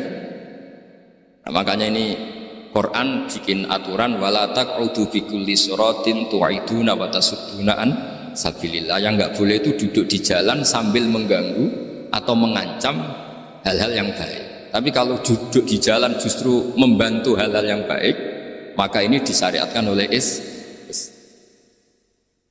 Jadi ini kita harus mulai mikir ya. Jadi walhasil ngendikane kitab hikam, bayangkan yang maksiat itu anak kamu, istri kamu. Pilihan kamu itu memaafkan dan minta dimaafkan oleh Allah. Tapi ketika orang lain kamu minta supaya dilaknati Allah, ini tidak fair.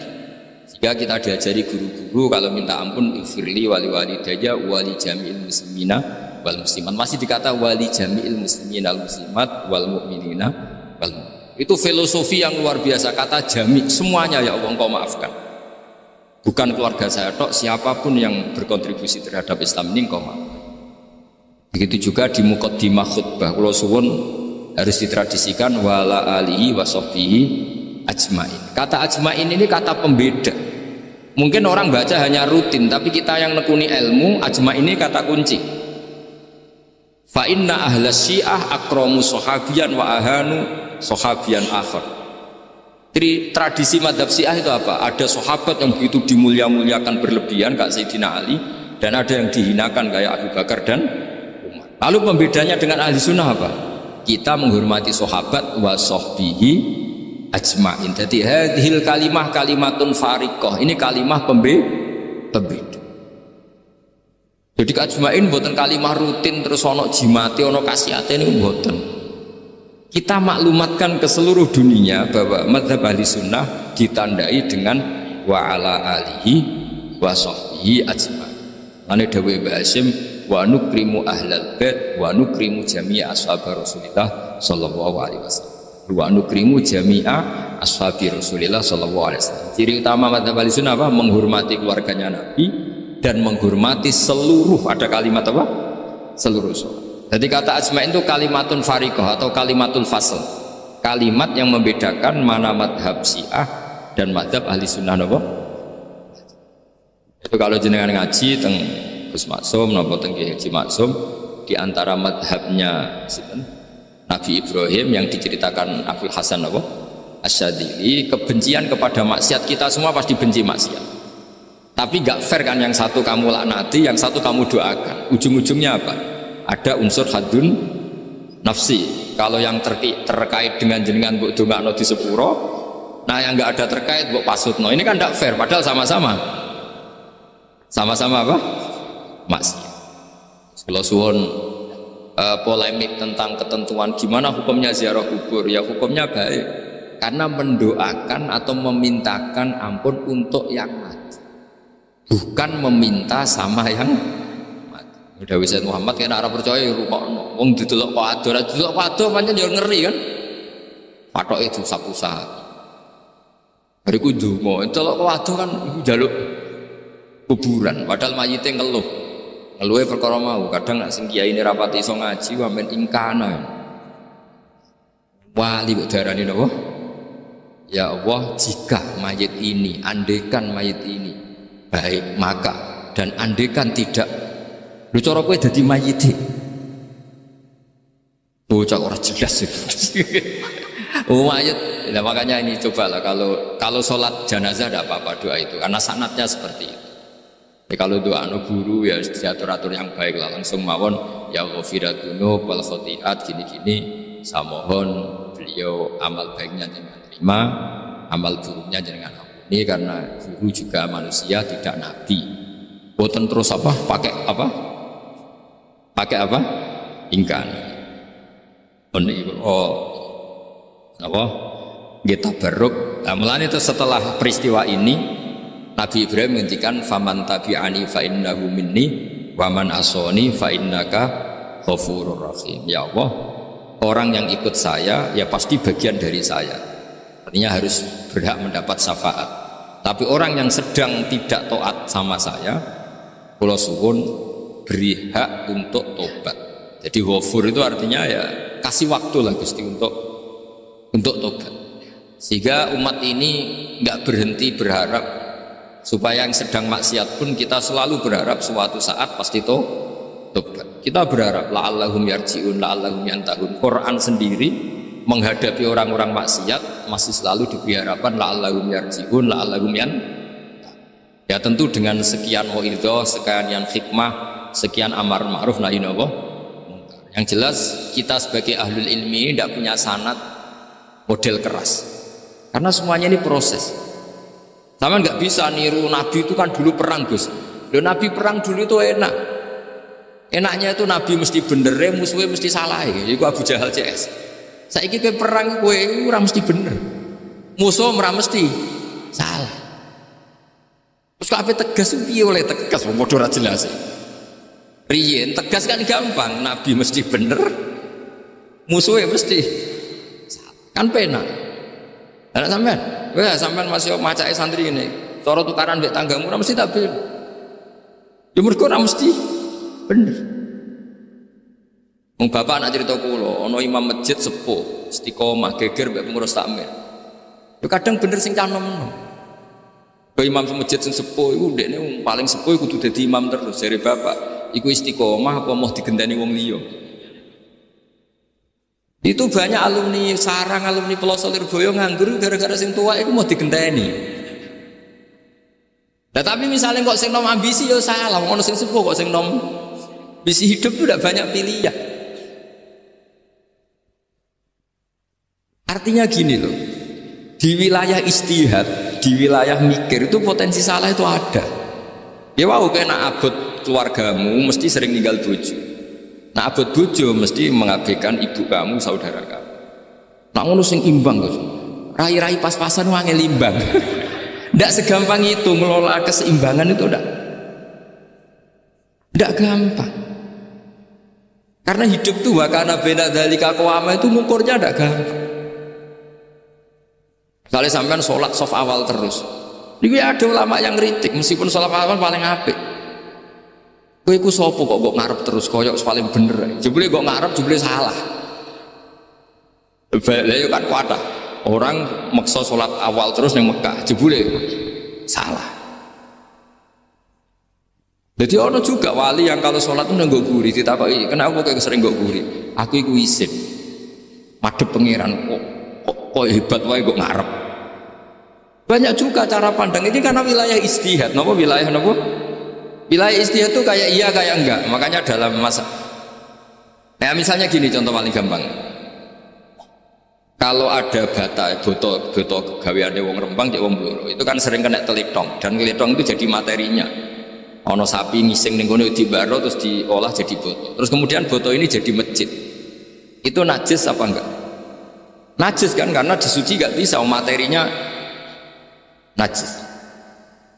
Itu hanya boleh di madzhab Abu Hanifah. Abu Hanifah itu mengatakan alatut tadir itu 3, air, turab, debu dan anar, api.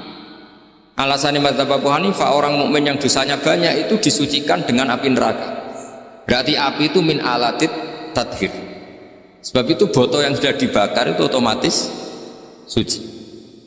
Tapi saya berkali-kali fatwa, tidak boleh dikiaskan kalau kamu tidak ada air terus nyolder air, tidak boleh. Nanti ada orang mandi junub pakai api. Oh ya karu-karuan. Ya sudah, contoh itu hanya gue botol mawon, coba praktek nak wudu rano banyu berarti oleh kanggo solder ya enggak. Tapi itu kan ilmu. Ilmu itu ya seperti itu akhirnya. Beberapa materi yang dari najis asal sudah mengalami pembakaran itu cara madzhab Abu Hanifah dianggap suci kayak botol, kayak keramik atau peso. Dulu beberapa materinya peso ya kadang ada materi yang najis. Tapi ini sudah mengalami pembakaran, maka dihukumi suci. Mungkin kalau contohnya jogo wudu lah, makanya pesan gua jadi go wudu, jadi go mandi junub. Misalnya iwak itu kalau besar, cara Syekh Nawawi Banten itu tae cek dianggap najis karena bentuknya besar. Sekian intikal madzhab Abu Hanifah pun digoreng pun kena api, pun dibakar pun kena api. Jadi berarti pun apa? Suci. Nah itu jenenge madzhab. Jadi madzhab itu orang itu berpikir kemudian kayak iya kayak enggak.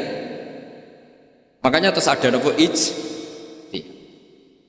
nah, makanya dalam ranah istihad itu orang nggak boleh saling menyalahkan, ya sudah itu sama-sama mungkin. Makanya kalau dalam ilmu usul fikih disebutkan ra'yuna shawabun yahtamilul khata' wa ra'yuka khata'un yahtamilus shawab. Pendapat saya itu benar tapi ya mungkin salah, pendapat Anda salah tapi juga mungkin benar. Ini yang menjadikan ahli sunnah wal jamaah itu fleksibel. Fleksibel itu rileks. Karena di luar masalah usuluddin, masalah tauhid, itu ya mesti begitu. Sampean sering silaturahim yang konco-konco, yang dulur-dulur. Apik. Tapi takokno bojomu wong kok amen lunga. Karena terus kadang silaturahim nak keseringan yo keliru. Silaturahim jam 09.00 wae wong kerja. Maksudnya piye? Ini kan makanya terus ada orang cara mencintai Nabi itu gak pernah sowan. Ditanya, "Loh kamu itu mencintai Nabi kok udah pernah sowan?" Ya karena kalau saya sowan ganggu Nabi dong. Nabi kan punya anak, punya keluarga. Kalau nemuin saya kan artinya gak ngurusi anak istrinya. Dan itu menurut saya benar, saya termasuk kiai yang jenis itu. Makanya kalau kamu sering sowan saya itu tidak tak biji bagus, itu tidak bagus ya. Itu pasti ganggu. Tapi misalnya seneng kok rasuan ya lucu, wong seneng kok ora tau sowan. Sampeyan milih ndi coba? Ini kan lucu kan? Lho sowan tuh mesti gagu apa enggak? Kan? Tapi seneng kok ora tau sowan ya lucu kan? Nah itu istihad, maksudnya istihad itu ya ada sahabat yang seneng Nabi itu gak pernah sowan.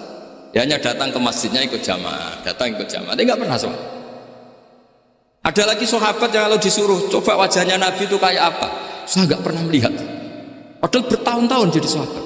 Karena ijlatan lahu, saya sangat menghormati beliau sehingga saya merasa gak berani melihat wajah. Tapi banyak juga sahabat yang detail mensifati beliau, sampai hajibnya tahu, syaribnya tahu, semuanya tahu. Saking mencintainya, aku nak roh Nabi seneng dulu. Sama-sama seneng, tapi cara mengimplementasikan, nah itu wilayah-wilayah apa? Jadi kalau suwon terbiasalah dengan beda pendapat, dengan biasa mawon. Dan itu kita dilatih. Makanya wonten makalah masyhur ikhtilaful a'immah napa? Rahmah. Sebagian disebut ikhtilafu ummati rahmah. Umatku yang berbeda-beda. Beda itu bukan konflik loh ya. Beda pandang, beda sudut materi atau metode atau maslak, itu semuanya asal ikhlas dan berbasis ilmu. Ini kabeh napa roh.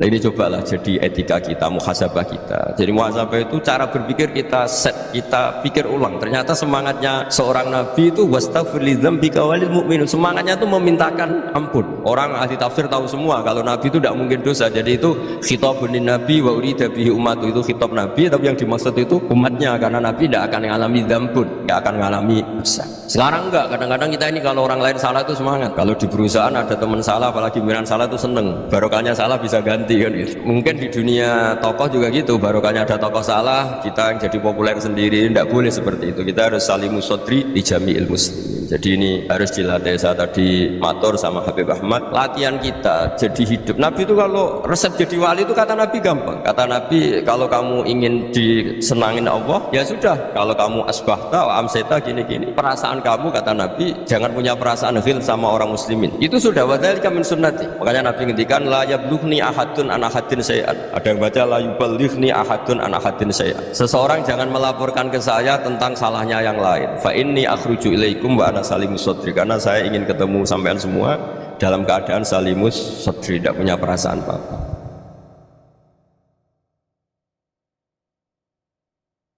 Dalam konteks Indonesia, muhasabah itu sudah jadi perilaku ya. Karena dulu orang tua saya, guru-guru saya kalau ngandani itu, bayangkan kalau kamu jadi dia. Jadi misalnya kita mentang-mentang atasan, otoriter sama bawahan, bayangkan kalau kamu jadi yang bawahan itu kayak apa? Laukun tamakana, kalau orang Arab bilang, bayangkan kalau kamu di posisi dia. Makanya guyonannya orang-orang Indonesia itu kan orang ngaramkan judi gitu, bareng dikasih tahu, tapi yang menang anak jenengan, alhamdulillah. Ternyata ngaramkan itu karena ada anaknya. Kalau anaknya yang menang ya seneng. Meskipun itu guyonan, tapi saya punya padanan itu dalam kitab hikam. Nabi Ibrahim itu Khalilur Rahman, tentu bencinya minta ampun sama yang namanya maksiat. Suatu saat beliau diterbangkan di alam malakut. Itu kalau di hikam saya halaman 15 juga, saya masih ingat betul. Mungkin kalau anda beda halaman karena beda cetakan, atau nggak punya kitabnya, atau punya tapi tidak bisa baca. Nah itu jadi berbagai kemungkinan. Atau punya tidak bisa baca tapi dianggap jimat, atau juga pencitraan. Banyak itu kaji-kaji tidak bisa baca kitab tapi di ruang tamunya kitabnya besar-besar. Pencitraan itu, tapi ya bagus lah, nggak apa-apa untuk syiar. Setelah diterbangkan di alam malakut, diperlihatkan sama Allah, ada orang pezina, ada orang syaribul khomri, ada orang mabuk, ada orang macam-macam. Allah tanya sama Nabi Ibrahim, bagaimana pendapat kamu Ibrahim tentang mereka yang maksiat? Kata Nabi Ibrahim, ya Allah, habisi saja mereka. Mereka hidup di bumi engkau, makan rezeki engkau, kemudian mereka tidak taat sama engkau.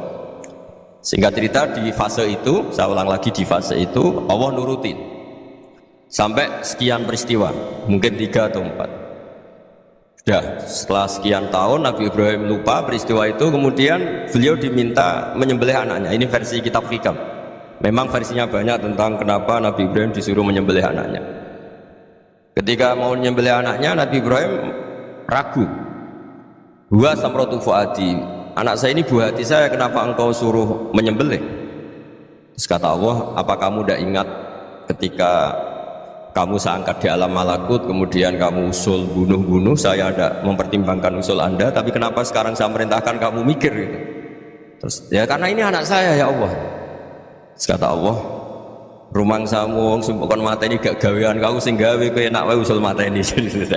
Saya yang bikin, kemudian anda enak aja usul membunuh. Semenjak itu Nabi Ibrahim itu di eranya itu asfaqun nas, orang paling sayang sama manusia. Karena kadang kita keras itu ya kebetulan itu udah anak kita, ada keluarga kita. Cara orang Jawa itu kan gitu ya, kalau ada perempuan terus macak yang macam-macam pakai sepeda motor cowok terus wah itu luput suwuk semoga-moga gini, tapi setelah dikasih tahu niku ponakane jenengan semoga-moga selamat. Jadi jangan-jangan kemarin ahli ma'asi itu kebetulan itu tidak keluarga kita. Kalau keluarga yang pernah salah pada kita, semangat kita mintakan maaf. Jangan-jangan kita didikte hukum sosial gitu. Jadi orang yang salah kebetulan itu orang yang menservis kita, atau keluarga kita, atau orang dekat kita. Jangan-jangan semangat kita mintakan ampun. Jadi kalau sama orang lain kebetulan musuh kita semangatnya minta itu kena adab. Nah ini yang nggak boleh dalam Islam. Islam mengajarkan niru Rasulullah SAW, Nabi itu rahmatal lil alam. Bahkan kemarin saya ngaji virtual sama beberapa habaib, ada Habib Ali Al-Jufri dari Mesir, ya, ada Habib Alwi dari Kuitang, ada Habib Nabil Al-Musawa. Dari sekian habaib itu saya masih ingat diantaranya yang didawuhkan rahmatan lil alamin itu ketika Nabi adahu kaumuh, disakiti oleh kaumnya, dan itu mereka masih kafir semua. Itu mereka dapat doanya Nabi, Allahumma hdi qaumi fa innahum la ya'lamun. Kayak apa baiknya Nabi, orang yang menyakiti, yang melukai ya. Tapi Nabi masih berdoa, Allahumma hdi qaumi fa innahum la ya'lamun. Sayyidina Umar dapat doanya Nabi itu ya khina kana kafiran, ketika masih kafir didoakan Allahumma aizzal Islam bi Umar, itu ketika masih kafir. Itu pelajaran bagi kita bahwa yang sedang tidak cocok pun itu berdapat doa kita. Ya doa supaya kondisi kita baik, hari tambah baik. Karena agama ini saya berkali-kali bilang limangka nayarjuwa hawal yawmal akhir. Agama ini diperuntukkan bagi yang selalu punya harapan pada Allah Subhanahu wa taala. Saya cerita muhasabah ini tentang hubungan kita dengan Allah. Di Indonesia itu banyak orang fasik, banyak orang nakal. Ya di mana-mana orang nakal itu ya mayoritas, wa aksaruhum fasikun. Tapi berkahnya harapan. Mungkin saya kira nakal soben ndak, mungkin saya kira sholat soben sholat, mungkin sekarang belum sakho, belum dermawan, suatu saat dermawan. Barokahnya itu kefasikan ini dianggap sementara, sedang fasik, sedang tidak benar. Karena kiai-kiai kita, para guru-guru kita, para habaib utamanya itu mesti bilang semoga husnul khotimah. Nah barokahnya doa itu semoga husnul khotimah itu menjadikan satu pola sosial. Yang sedang fasik ini masih diharapkan jadi lebih baik, jadi lebih baik. Sehingga kita tidak ngambil sikap ekstrim yang ingin menghabisi atau ingin mengadili, tidak, karena selalu kita punya harapan. Dan agama ini limangka nerjuwa hawal yawmal akhir. Bayangkan itu kalau yang nakal itu anak kamu, pasti kamu nggak ingin kan langsung dapat azab, dapat apa. Padahal kita semua jadi tokoh ini abul kulli, bapak dari semua. Sehingga ketika Rasulullah SAW jalan-jalan kemudian melihat perempuan sedang menyalakan api, kalau apinya mati ditiup, anaknya dijauhkan.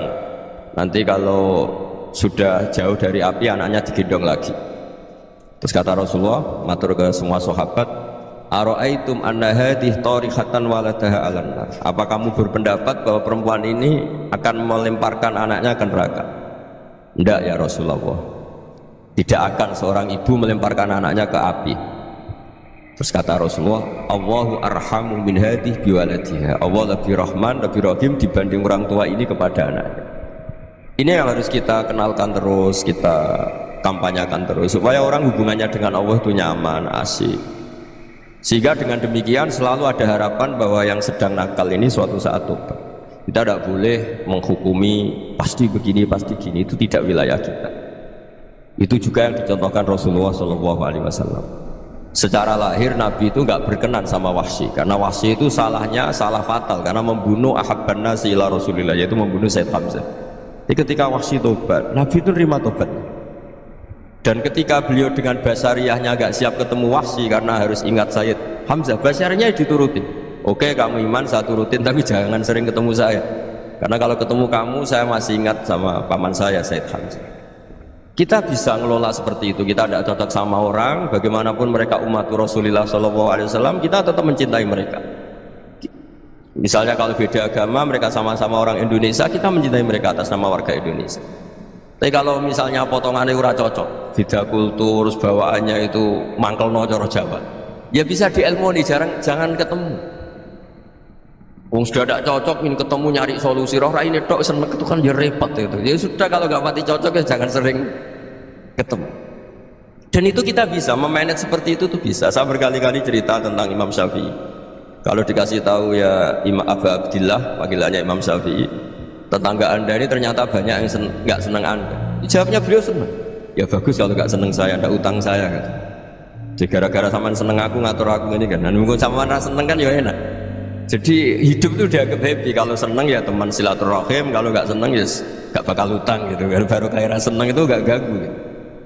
Jadi dulu itu orang bisa ngelola seneng nggak seneng itu bisa.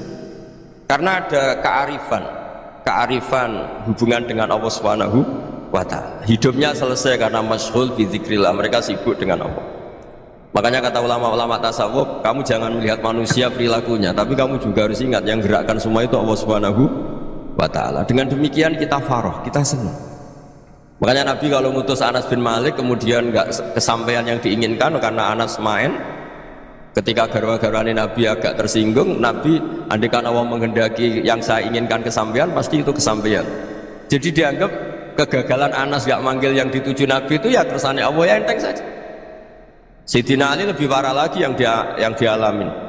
Itu dalam beliau kalau dipanggil tuh gak cepet-cepet ke sana. Ketika ditanya, kenapa kamu tak panggil gak cepet ke saya? Amin tuh ukubatak, karena aku tahu kau orang baik itu pemaaf. Jadi makanya orang-orang soleh dulu itu bodoni itu. Makanya sekarang kalau ada orang bodoni itu mesti beda orang soleh. Kalau orang-orang soleh itu kakean husnudzon lagi sering dibodonin. Abdul bin Umar itu masyhur itu. Kalau ada budaknya sering sholat, sergap sholat itu dimerdekakan. Akhirnya nggak sholat pun pura-pura sholat. Akhirnya juga dimerdekakan.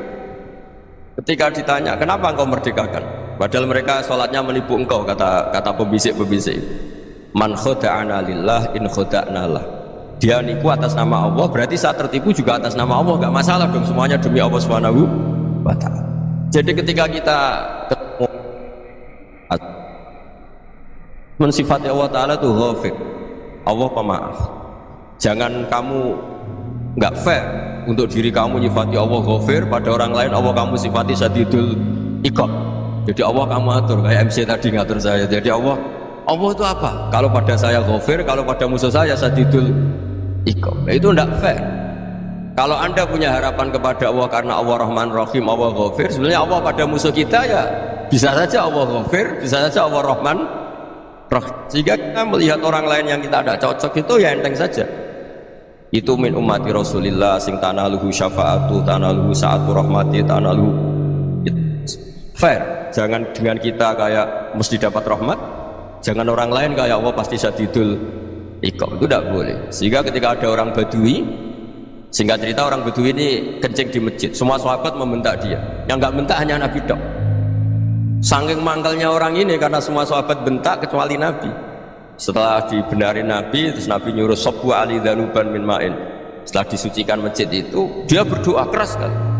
Allahumma arhamni wa Muhammadan wa la tarham ma'ana ahadan. Ya Allah, yang berhak dapat rahmatmu hanya saya dan Nabi Muhammad, yang lainnya jangan. Karena yang lainnya tuh jengkelin, gitu aja saya salah dimarah-marahin. Jadi kalau kamu doa terbatas ya kayak orang Bedui ini, kayak orang Arabi. Apa kata Nabi? Laqad tahajjarta wasi'an. Allah yang rahmatnya luas menjadi kamu sempitkan. Karena kamu mau atur Allah hanya Rahman pada Indonesian Power, pada NU, pada kita, yang orang lain nggak perlu dapat. Itu kan kasihan Islam, karena Islam terus gak dimiliki semua orang. Allah gak dimiliki semua orang, Rasulullah gak dimiliki semua orang, karena dipek NU, dipek ormas tertentu, dipek, gak boleh seperti itu. Gak boleh takat serta wasian, kata Nabi, gak boleh mempersempit zat yang rahmatnya itu luas. Ini semoga etika ini kita pakai di Indonesia, yang sedang fase kita harapkan lebih baik. yang sedang nggak dapat hidayah kita doakan dapat apa? Hidayah. Masyhur kan, makanya tadi saya mohon sama Habib Ali supaya Habib Ahmad supaya tetap mahalul qiyam, tabaruk sama Habib Ali. Di antara doa-doa di Simtud Duror masyhur itu antuqa bilal mudhriba minnah bil ghufran wal musi'a bil ihsan. Jadi harapannya para habaib, para orang-orang baik dulu ya, semoga yang dosa itu dimaafkan, yang sedang salah dibuka, bikin lebih baik. Nabi itu tugasnya juga gitu, wastaghfir li dzambika walil mu'minina wal mu'minat. Nabi itu tugasnya juga memintakan ampun yang sedang salah. Nah ini cobalah jadi etika kita, muhasabah kita. Jadi muhasabah itu cara berpikir kita set, kita pikir ulang. Ternyata semangatnya seorang Nabi itu wastaghfir li dzambika walil mu'minun. Semangatnya itu memintakan ampun. Orang ahli tafsir tahu semua kalau Nabi itu tidak mungkin dosa. Jadi itu khitabun Nabi wa urida bihi ummatu, itu khitab Nabi, tapi yang dimaksud itu umatnya, karena Nabi tidak akan mengalami dzambun, nggak akan mengalami dosa. Sekarang enggak, kadang-kadang kita ini kalau orang lain salah itu semangat. Kalau di perusahaan ada teman salah, apalagi pimpinan salah itu seneng, barokahnya salah bisa ganti kan gitu. Ya, jadi kalau mungkin di dunia tokoh juga gitu, barokahnya ada tokoh salah, kita yang jadi populer sendiri, tidak boleh seperti itu. Kita harus salimus sodri di jami'il muslimin. Jadi ini harus dilatih. Saya tadi matur sama Habib Ahmad, latihan kita jadi hidup. Nabi itu kalau resep jadi wali itu kata Nabi gampang. Kata Nabi, kalau kamu ingin disenangin Allah, ya sudah, kalau kamu asbahta wa amseta gini-gini, perasaan kamu, kata Nabi, jangan punya perasaan ghil sama orang muslimin. Itu sudah, wa dzalika min sunnati. Makanya Nabi ngendikan la yablughni ahadun an ahadin syai'an. Ada yang baca la yuballighni ahadun an ahadin syai'an. Seseorang jangan melaporkan ke saya tentang salahnya yang lain. Fa inni akhruju ilaikum wa ana salimus sodri, karena saya ingin ketemu sampean semua dalam keadaan salimus sodri, tidak punya perasaan apa-apa. Karena kalau nurutin membisik, nurutin informasi itu ya repot, karena orang pasti sepihak. Ada kiai yang top datang ke kampung-kampung yang desa-desa, kata yang seneng itu punya akhlak. Oh itu bagus orang besar datang ke kampung-kampung. Kata yang nggak seneng, oh itu jobnya kayak kecil kok diambil, itu kan ya kasihan. Itu kan sudut pandang. Makanya saya sering bilang, akal kita ini cukup untuk mentasdik Rasulullah SAW. Meskipun perasaan kita kadang orang Jawa itu beda. Saya berkali-kali bilang sama peneliti dari Jogja, kenapa sih Gus para nabi itu kok poligami, istrinya banyak? Nabi Dawud katanya itu berapa? Nabi Sulaiman malah jumlahnya agak terbatas ini. Nabi Muhammad itu paling sedikit. Saya tanya gini, perempuan itu orang lemah, jadi kalau nolong orang satu gimana baik, kalau nolong orang dua ya lebih baik, ya sudah kira-kira seperti itu. Paling tidak akal kita masih tahu kalau orang baik itu kan mesti baik, nolong orang satu baik, nolong orang dua ya lebih baik, nolong orang tiga lebih baik. Tapi kalau kamu orang nggak baik, satu saja kamu terlantarin, kamu miskinkan, kamu ya tinggal diukur kan. Kalau orang baik nambah baik, tapi kalau orang buruk tambah buruk. Nah itu akal kita bisa menganalisis kenapa sih nikah itu ada yang poligami, ada yang enggak. Sudah ukur saja diri kamu. Misalnya kayak saya elek keriting, rabi terus, memperbanyak wong elek, orang perilakunya tok raine dadi elek kabeh. Tapi nak kowe ku ganteng, alim, ganteng, sugih, anake ganteng-ganteng, berhubung kowe saleh ahli swarga kabeh, mertua yo bangga karena karir kamu meyakinkan. Ini mertua kamu aja gak bangga mau nambah. Ipar gak bangga, mertua gak bangga, desa kamu yang kamu wayai juga gak. Beda dengan Nabi ketika nikah Juwairiyah itu gak ada pernikahan sebarokah Nabi dengan Juwairiyah. Itu Azharu Rasulillah. Di situ habis perang banyak tawanan, gara-gara jadi besanya Nabi langsung dibebaskan semua karena Azharu Rasulillah. Sekarang besanya Kanjeng Nabi. Dulu Abu Sufyan mangkalnya bukan main sama Nabi, gara-gara putrinya dinikah terus langsung jadi. Kalau kamu kan enggak, nikah satu, nikah lagi, satu kampung musuh kamu. Karena istri pertama ya cemburu, yang kedua gak bangga. Wah itu selesai itu di dunia wal akhirah. Maksud saya, nganalisis Islam itu harus pakai akal. Dan akal yang dipakai, ini saya bawa ke kitab Ihya, adalah pikiran-pikiran para ulama. Makanya ketika Imam Ghazali ketika ditanya, fakaifa bi muslimin fasikin asawaha fi jami'i amri. Kalau kalian ketemu orang fasik, orang Islam tapi fasik, perilakunya nggak ada yang benar. Kata Imam Ghazali jawabnya lucu, aneh. Ma min muslimin illa wa islamuhu ta'ah. Tidak ada orang Islam kecuali dia mau Islam, membenarkan Allah dan Rasul itu sudah taatnya dia. Kok kamu tidak bisa melihat taatnya dia? Dia pikirannya kan ini pemabuk, ini tukang apa. Tapi kata Imam Ghazali, sebenarnya kamu masih bisa berpikir positif. Ma min muslimin illa wa islamuhu ta'ah. Tidak ada seseorang Islam ketika dia milih Islam itu pasti ada taatnya, yaitu tasdik pada Allah dan tasdik kepada Rasulullah SAW. Jadi dengan pola seperti itu, maka di antara guru-guru kita yang modern ya di era Mbah Maimun, di sini ada Habib Ahmad, Habib Salim. Syair yang sering dibaca beliau adalah ada orang munajat sama Allah. Ini cerita munajat. Itu orang itu ngendikan gitu, ana mutnibun, ana mukhtiun, ana asi, huwa rahimun, huwa ghafirun, huwa afi. Ya Allah, saya mukhti, saya orang yang salah. Ana mutnib, saya orang yang dosa. Ana asin, saya sering maksiat. Tapi engkau ya Allah, engkau ghafir, pemaaf. Engkau rahim, maha pengasih. Engkau afin, yang mudah memaafkan. Terus kata orang ini, ya agak kurang ajar tapi saking senengnya sama Allah. Qobal tuhunna salasatan bisalasat. Ya gini saja ya Allah, sifat engkau diadu dengan sifat saya. Engkau Tuhan, mesti nggak boleh kalah katanya. Terus wasatah liban ausofu ausofi, dan kau pasti pemenangnya gitu. Jadi ada orang rayu Allah dengan cara seperti itu ya ada ya. Saya ini manusia, salah saya banyak. Engkau ampunannya banyak. Engkau Tuhan Gusti, gak boleh ampunan Anda, ampunan engkau kalah dengan salah